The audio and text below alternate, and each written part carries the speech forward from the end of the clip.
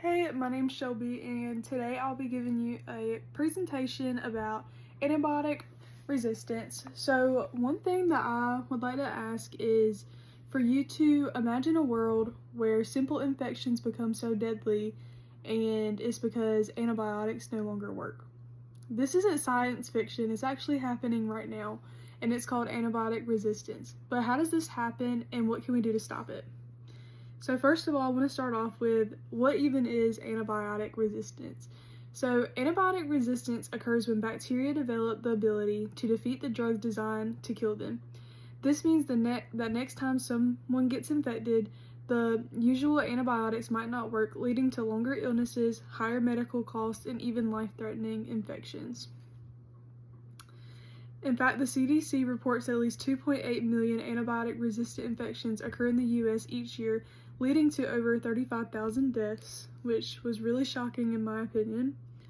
My second note I wanted to add was, how do bacteria become resistant? So, bacteria are survivors. When exposed to antibiotics, most die, but a few might have natural mutations that protect them. These survivors then multiply, passing on their resistance. Even worse, bacteria don't just pass resistance to their offspring, they can share resistant genes with completely different bacteria. This process is called horizontal gene transfer, and it helps resistance spread much, much faster. So that's how we end up with superbugs, bacteria resistant to multiple antibiotics, making infections harder or even impossible to treat.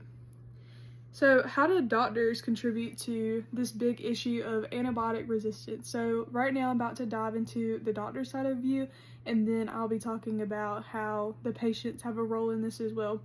So how do doctors contribute to antibiotic resistance? So doctors, they play a role too. Sometimes antibiotics are prescribed when they are not needed, like for viral infections such as the flu or just the common cold.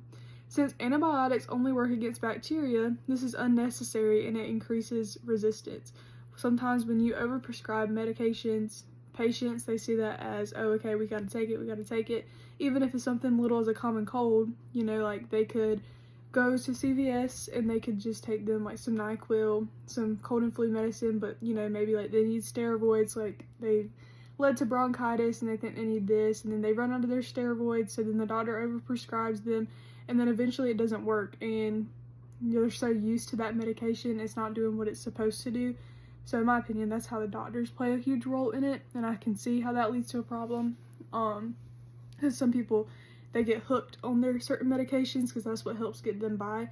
So whenever they're so used to it, they become resistant to it as it's not fighting against the bacteria anymore, leading to later problems in the future.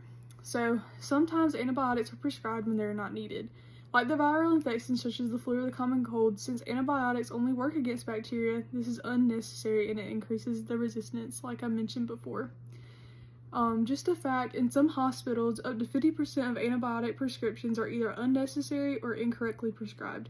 This means more bacteria are exposed to antibiotics, increasing the chance of resistance. How do patients contribute to antibiotic resistance? Patients contribute too. One common mistake is not finishing a full course of antibiotics. Like I mentioned earlier, when you stop too early, the strongest bacteria may still be alive, making future infections harder to treat. In some parts of the world, antibiotics are available without a prescription. This leads to overuse and more resistant bacteria. So what can we do to prevent antibiotic resistance? So doctors, one way we could do this is doctors should only provide antibiotics when they're absolutely necessary, not just giving them out whenever a patient complains about something. And patients, whenever they do get their antibiotics that's prescribed to them, they should take the full amount of days that it asks them to and not stop earlier, like if they are feeling better. People should never share or use leftover antibiotics. They should throw them away or not give them away or anything like that. And then governments should also regulate the use of antibiotics as well.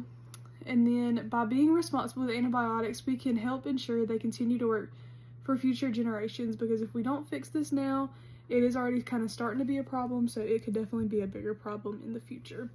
Antibiotic resistance is one of the biggest health challenges of our time, but together we can fight it.